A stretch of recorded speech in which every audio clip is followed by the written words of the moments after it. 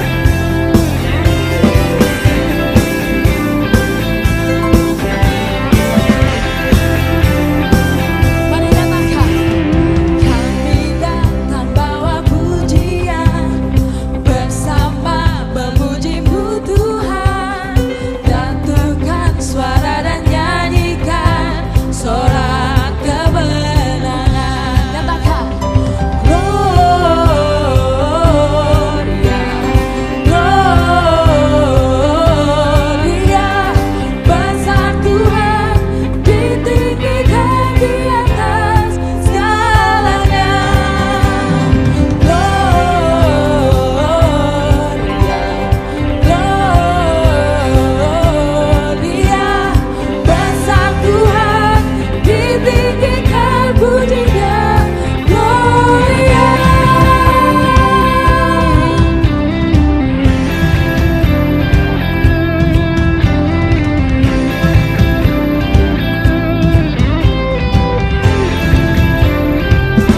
Mari nyatakan, kami datang bawa pujian, bersama memuji-Mu Tuhan. Satukan suara dan nyanyikan sorak kemenangan. Angkat tanganmu, katakan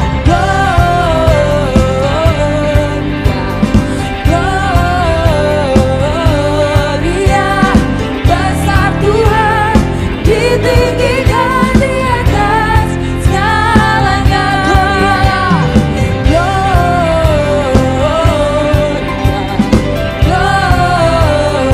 Gloria, besar Tuhan, ditinggikan pujinya, Gloria. Haleluya. Saudara percaya hari ini kau akan menerima kemenangan, amin. Amin. Bagi engkau yang sakit hari ini kau akan menerima kesembuhan, amin. Mari yang lambaikan tanganmu, kita memuji Tuhan.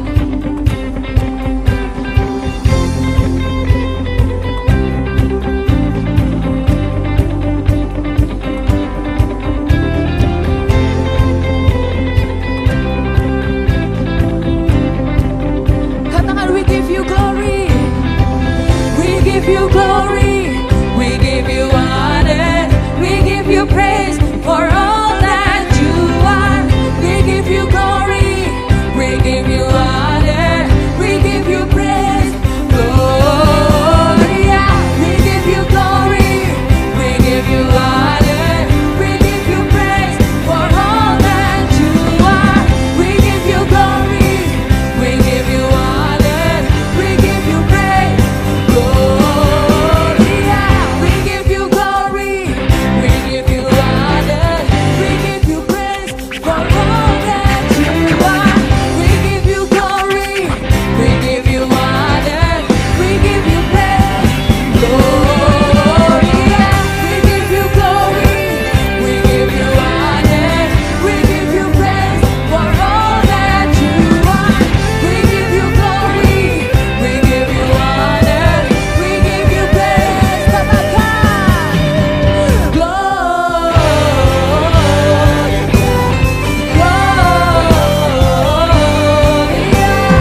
besar Tuhan, ditinggikan di atas segalanya.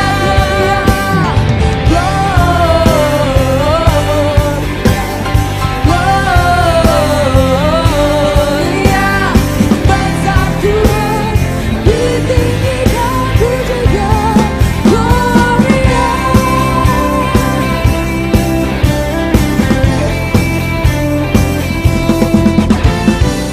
Haleluya, berikan kemuliaan bagi Tuhan kita, saudara. Saudara percaya hari ini kau menerima kemenangan, amin. Katakan amin. Kita mau bersorak-sorai bagi Tuhan, amin saudara. Haleluya.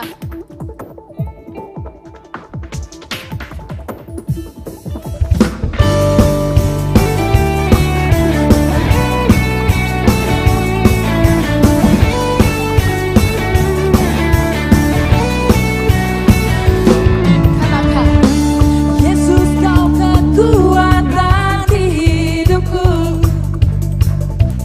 takkan gentar langkahku.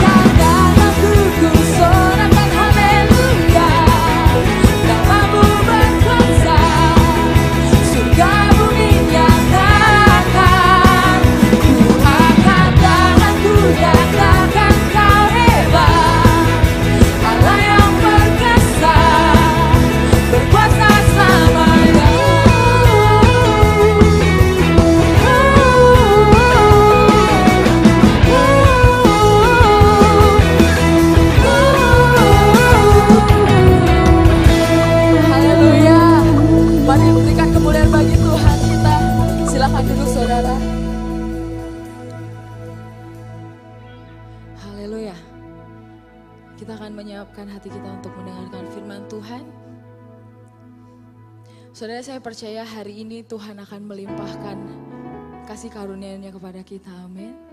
Apapun yang kau alami hari ini, percayalah kemenangan dari Tuhan akan kita beroleh hari ini, amin.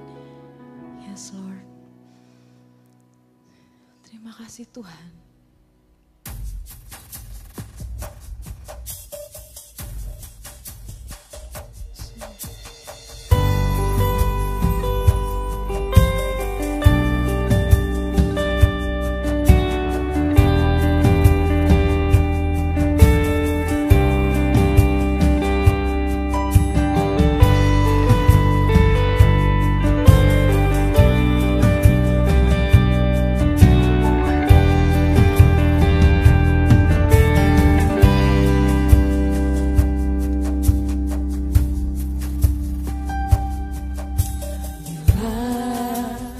Buka mataku dan lihat wajahmu, ku terkagum bila ku lihat hidupku dan karya tanganmu. Ku tersanjung karena semua yang baik dalam hidupku, itulah karyamu. Kau beri kesempatan yang baru, dan ku ingin mengenalmu Tuhan lebih dalam dari semua yang ku kenal.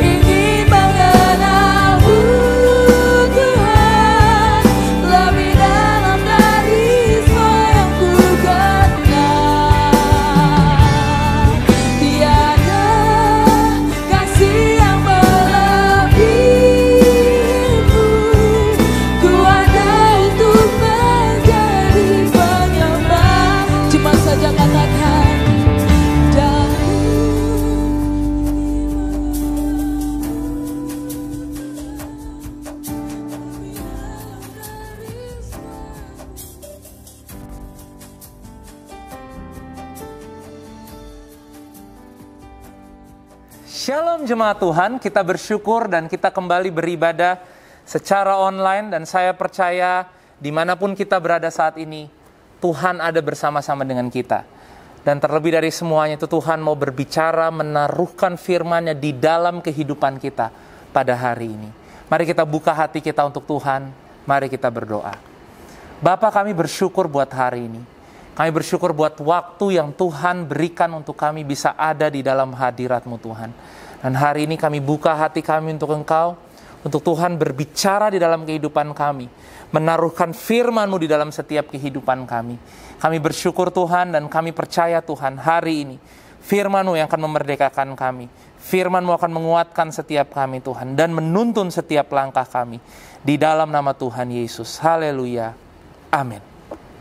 Saudara-saudara, hari ini saya mau berkhotbah tentang bagaimana kita hidup di dalam pengharapan yang kita miliki di dalam Tuhan. Karena banyak orang hari-hari ini hopeless. Banyak orang hari-hari ini kehilangan pengharapan mereka.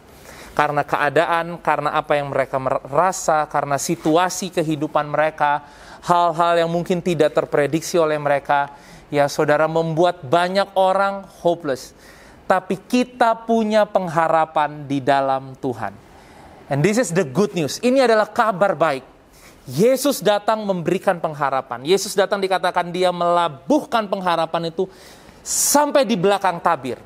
Ya, sehingga pengharapan menjadi suatu jangkar yang kuat untuk kehidupan saudara dan untuk kehidupan saya. Badai apapun boleh datang, angin seperti apapun boleh datang, kita tidak akan goyang. Kenapa? Karena pengharapan kita sudah dilabuhkan oleh Tuhan Yesus 2000 tahun yang lalu di atas kayu salib, saudara.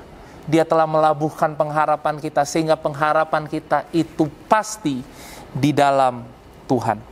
Saudara, Roma 15 ayat 13. Roma 15 ayat 13 berkata, semoga Allah sumber pengharapan. Saudara, siapa sumber pengharapan? Sumber pengharapan kita bukan pekerjaan kita, bukan uang kita, bukan usaha kita, bukan kesehatan kita. Saudara, sumber pengharapan kita Allah. Semoga Allah sumber pengharapan memenuhi kamu dengan segala sukacita dan damai sejahtera dalam iman kamu, supaya oleh kekuatan Roh Kudus kamu berlimpah-limpah dalam pengharapan. Hari ini saya mau berdoa untuk doa yang sama buat saudara dan saya, supaya kita berlimpah-limpah di dalam pengharapan. Kita dipenuhi dengan pengharapan Tuhan. Saudara, dikatakan di sini, memenuhi kamu dengan sukacita dan damai sejahtera. Sukacita dan damai sejahtera itu adalah bukti bahwa kita memiliki pengharapan. Orang yang memiliki pengharapan itu punya sukacita dan damai sejahtera, saudara. Karena sukacita dan damai sejahtera itu berasal dari Tuhan, sehingga itu nggak bisa dibuat-buat. Itu adalah hasil dari pikiran kita, kehidupan kita yang selalu mau mempercayai Tuhan, yang selalu mau mengharapkan Tuhan. Amin.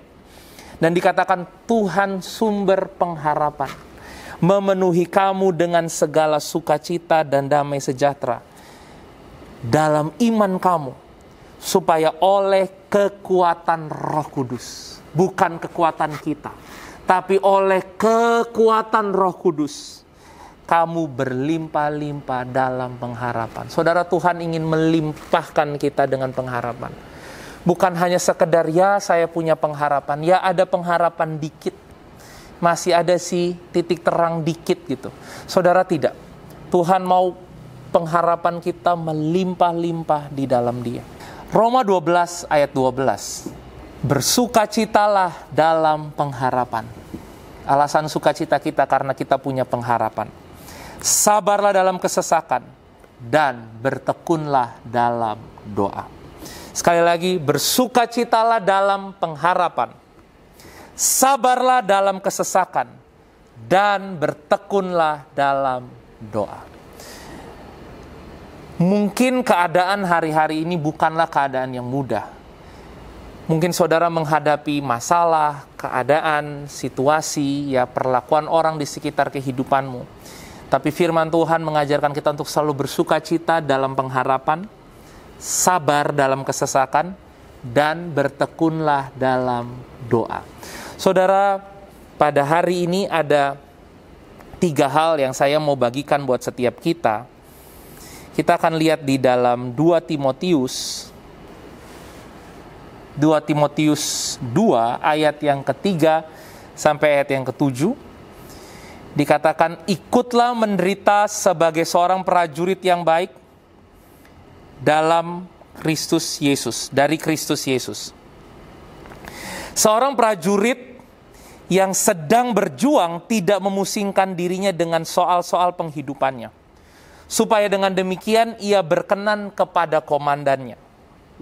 Seorang olahragawan hanya dapat memperoleh mahkota sebagai juara apabila ia bertanding menurut peraturan-peraturan olahraga. Seorang petani yang bekerja keras haruslah yang pertama menikmati hasil usahanya. Ayat 7. Perhatikanlah apa yang kukatakan, Tuhan akan memberi kepadamu pengertian dalam segala sesuatu. Saudara, ayat ini adalah surat dari seorang gembala, dari Paulus kepada Timotius. Karena Timotius harus menggembalakan suatu jemaat yang Tuhan percayakan, dan saat itu ya orang-orang Kristen ada di dalam penganiayaan, ya. Mereka ada di dalam penjajahan Roma, Kaisar Nero saat itu, ya saudara. Sehingga ketika mereka harus mempertahankan iman mereka, mereka harus hidup di dalam penjajahan, mereka harus hidup di dalam aniaya, ya. Paulus memberikan surat kepada Timotius supaya dia bisa kuat menghadapi semuanya itu. Kuat menghadapi keadaan yang sulit itu. Dalam bahasa Yunaninya dikatakan severe hardship. Bagaimana dia bisa bertahan di dalam keadaan yang berat. Saudara, hidup di dalam pengharapan adalah ketika kita mau bertahan di dalam keadaan yang berat.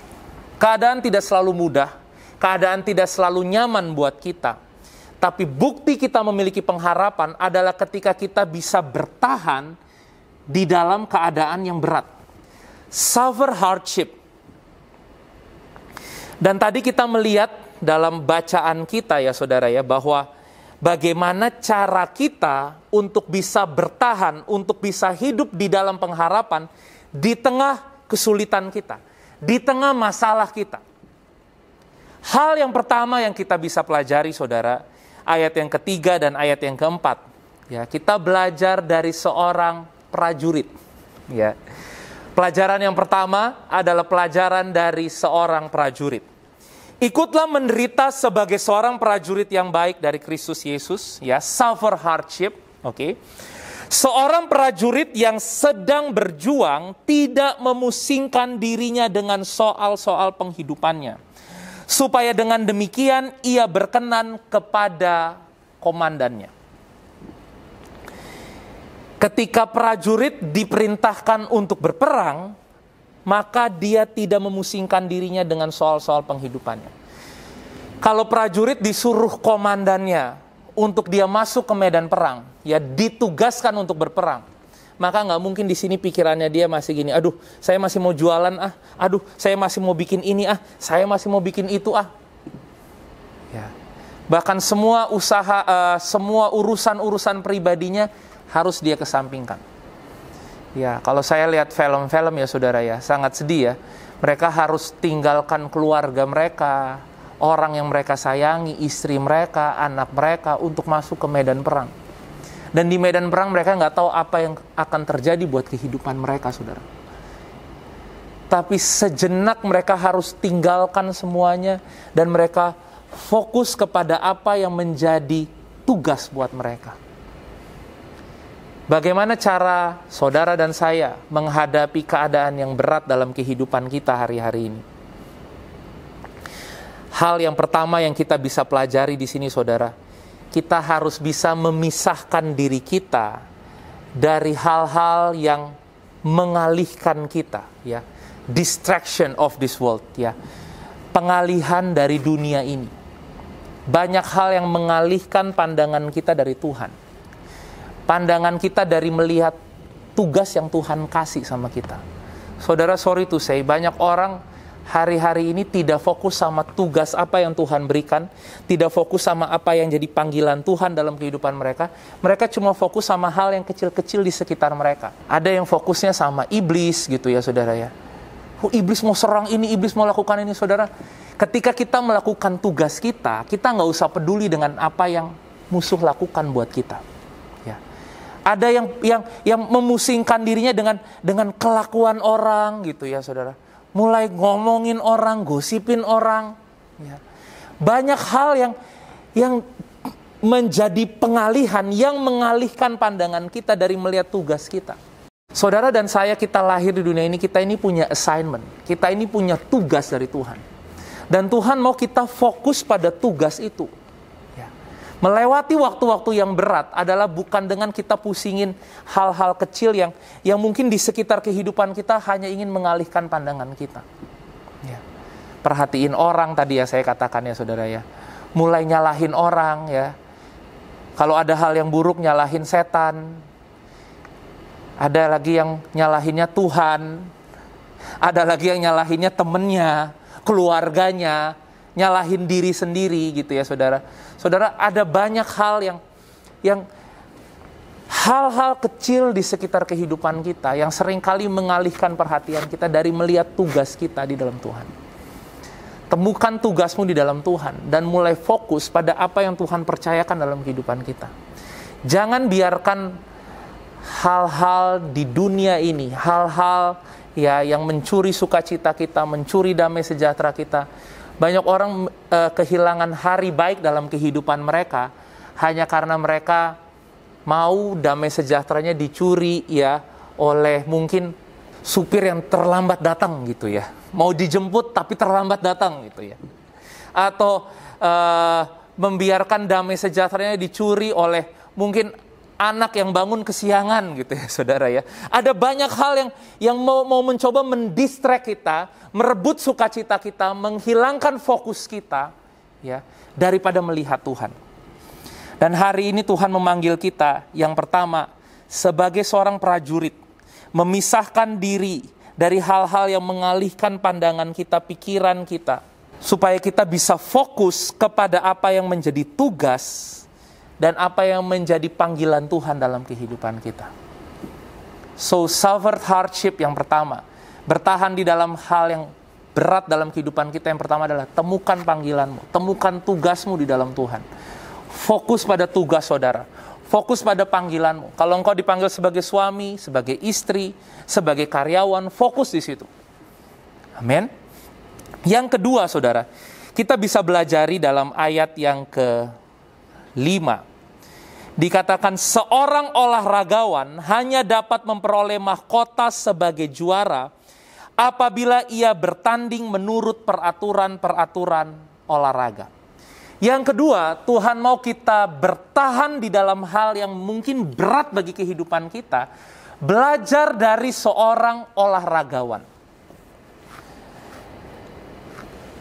Dan hal yang perlu kita perhatikan di sini, mereka hanya bisa memperoleh juara, mahkota sebagai juara, jika mereka bertanding menurut peraturan-peraturan olahraga. Ya, ada banyak kasus ya, orang yang sudah menang tiba-tiba didiskualifikasi. Kenapa? Karena ternyata, ada peraturan yang dia lewatin, ada garis yang dia lewati gitu. Olahragawan, ya, dia tidak bisa bertanding begitu saja. Ya. Dia harus bertanding dengan mengetahui batasan-batasan, aturan-aturan yang ada di sekitar kehidupannya, yang ada di dalam pertandingannya itu. Ya. Semua olahraga punya caranya sendiri dan punya aturannya sendiri. Apa yang disampaikan lewat firman Tuhan kepada kita, ya, hari ini adalah bagaimana kita bisa bertahan dalam hal yang berat dalam kehidupan kita ketika kita mau setia dengan aturan-aturan yang ada, yang Tuhan berikan di dalam kehidupan kita.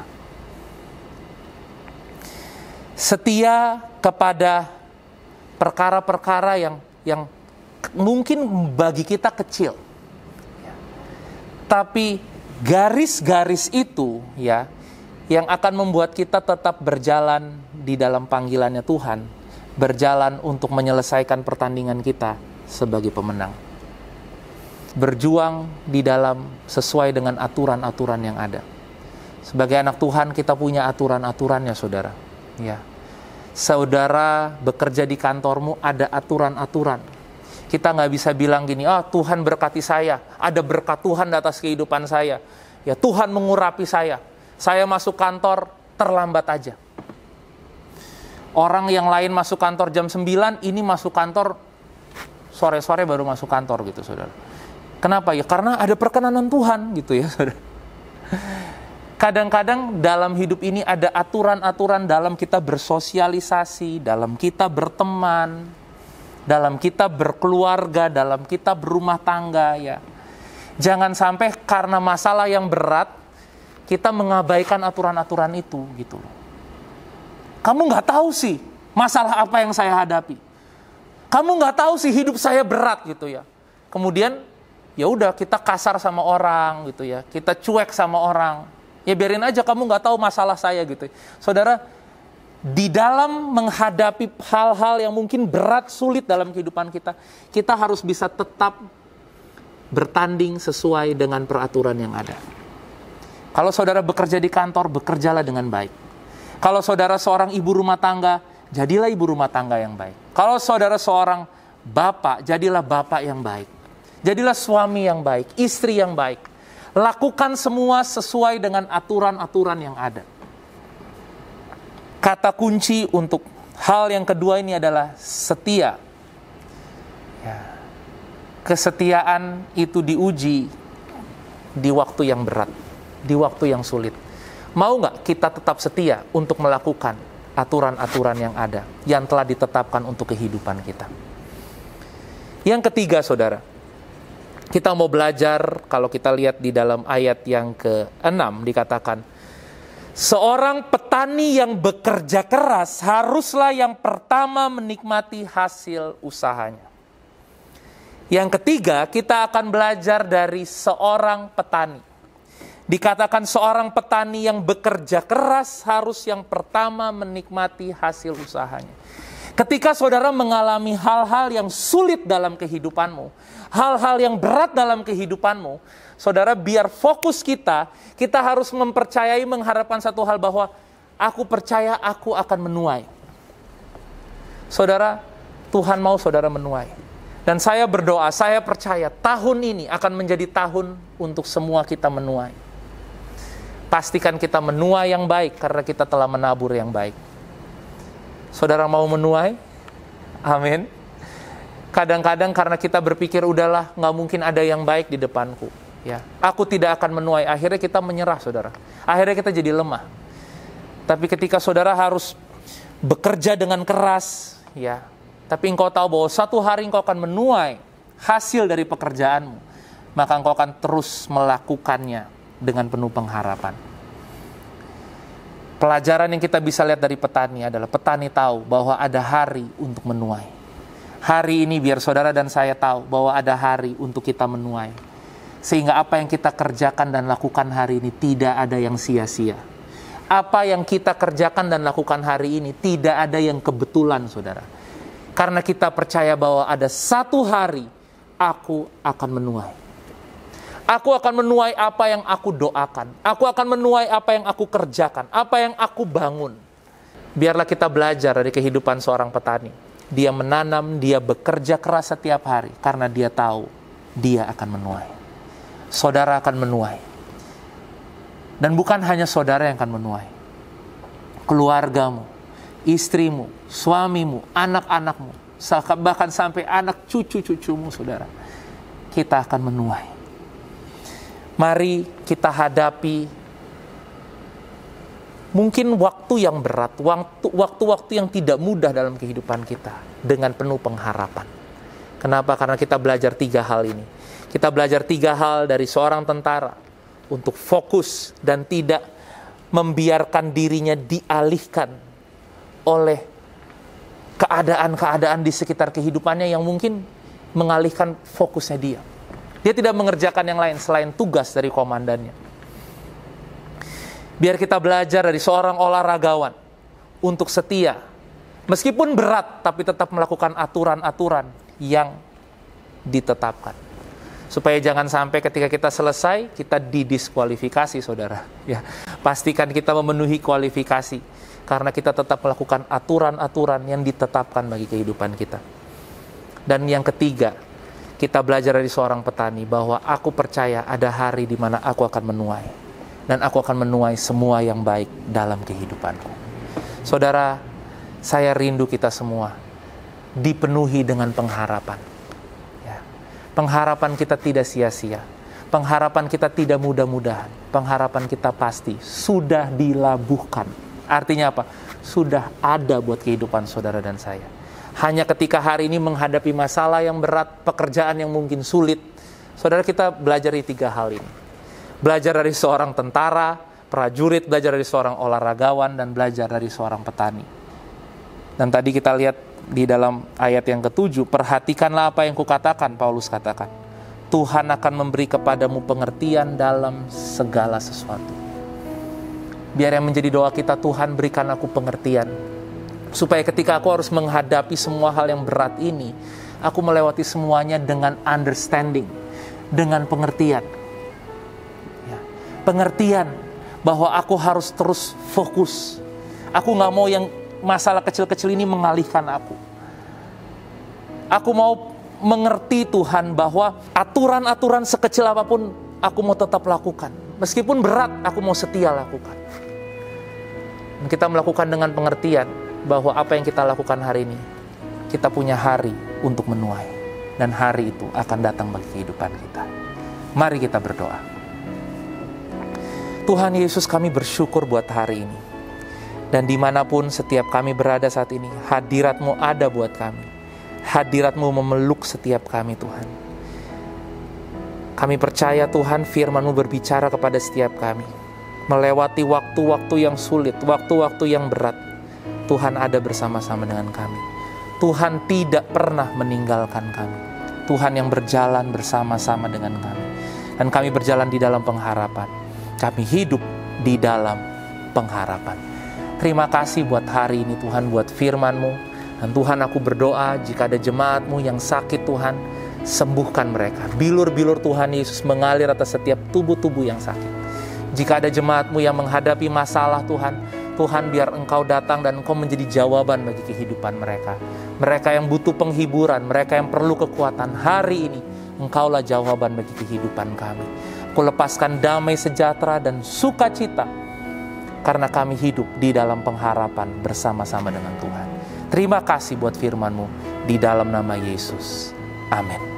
Jemaat Tuhan, pengumuman untuk minggu ini, ibadah sementara kita kembali secara online seperti ini ya saudara ya, karena keadaan, karena penularan virus yang sedang semakin tinggi hari-hari ini. Untuk menjaga keamanan jemaat, untuk menjaga tingkat penyebaran supaya tidak terjadi di gereja, maka kita akan mengalihkan sementara ibadah kepada ibadah online.